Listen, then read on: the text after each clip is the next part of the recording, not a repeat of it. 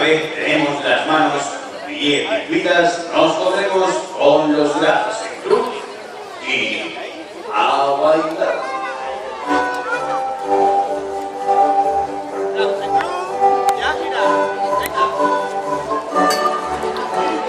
Mira los delfines, Marta.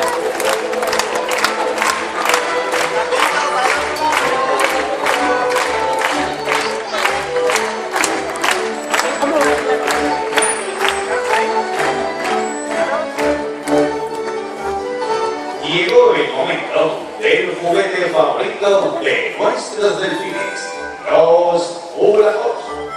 Así es que lanzaremos esos aros al agua para que nuestros delfines los bailen así de bien.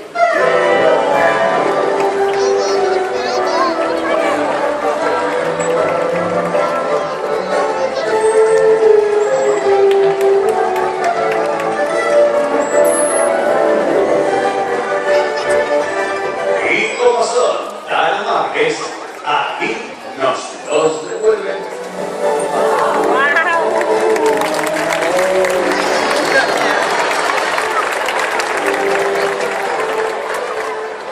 Y una vez hemos recuperado todos los aros, nuestros delfines merecen una buena recompensa. Y estos chicos corren